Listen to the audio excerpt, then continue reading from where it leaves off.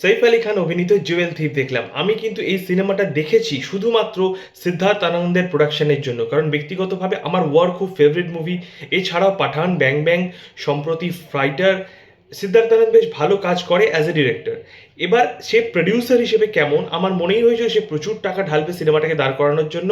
কিন্তু সিনেমাটা দেখতে বসে আমি জাস্ট বিরক্ত হয়ে গেলাম। 2 ঘন্টার টর্চার, জঘন্য সিনেমা, হিরে চুরি নিয়ে একটা সিনেমা প্রচুর হয়েছে, কিন্তু সেটার এক্সিকিউশন যদি ঠিক না থাকে, চিত্রনাট্য যদি ঠিকঠাক না থাকে, ইভেন একটা চেজ সিন নেই, যেটা সিদ্ধার্থ আনন্দের একদম মানে প্রাইম শট ওটা।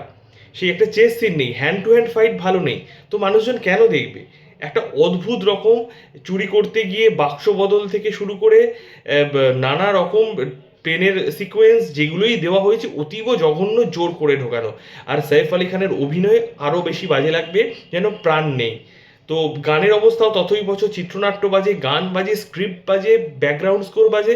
আমি ট্রেলারটা দেখে একটু ইমপ্রেস হয়েছিলাম, তাই ভেবেছিলাম অনলাইন প্ল্যাটফর্মে যখন রিলিজ হচ্ছে তো দেখা যেতেই পারে। কিন্তু আমি কত বড় ভুল করেছি আমার 2 ঘন্টা সময় নষ্ট করে, এখন আমি বুঝতে পারছি। তোমাদের সবাইকে বলবো একদম দেখো না, যাদের কাছে অঢেল সময় আছে তারাই অবশ্যই অবশ্যই দেখো। আমার তরফ থেকে 1/5।